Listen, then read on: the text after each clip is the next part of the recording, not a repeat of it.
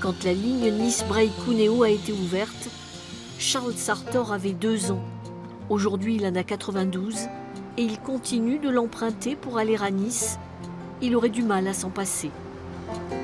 On rencontre du monde dans le train, donc on discute, on papote.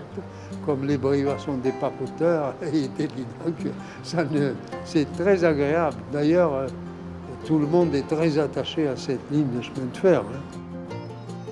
Une ligne qui a rythmé son enfance et marqué le village de Breil-sur-Roya. Je me rappelle quand j'étais tout jeune, gamin, il y avait sur la place de Breil 3 voitures. Et alors il est évident que toute la circulation, tous les mouvements s'opéraient avec le train. Les commerçants faisaient leurs achats les 3/4 du temps sur Nice, et ensuite les marchandises arrivaient par le train. Et alors il y avait des gens qui faisaient la distribution des marchandises aux boutiques avec leurs chevaux. En 1944, Breil est bombardé, l'armée française détruit ponts et viaducs, les troupes allemandes en déroute sabotent tous les ouvrages d'art sur leur passage. Quand Mussolini a déclaré la guerre, c'est à ce moment-là que certains ouvrages ont sauté. Et alors, bien évidemment, le train, il n'y avait plus de train.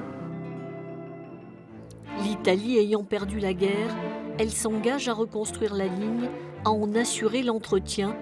En 1970, elle signe une convention avec la France. Les travaux sont colossaux. Ils s'achèvent en 1979. La ligne est alors inaugurée en grande pompe.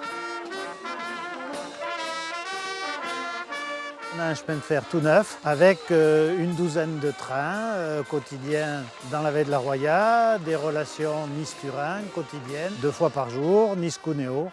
Et je pense que dans les belles années, les statistiques donnent à peu près 3000 voyageurs par jour, donc c'est absolument pas à négliger. Les problèmes commencent en 2013, quand l'Italie refuse de continuer à entretenir seule la ligne.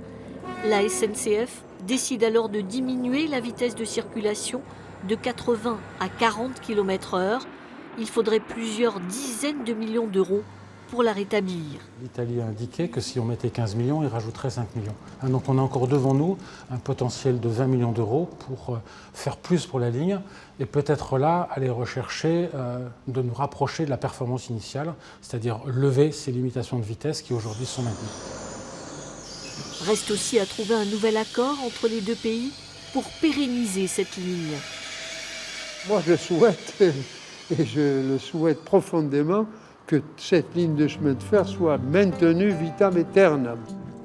Charles Sartor espère être rassuré de son vivant.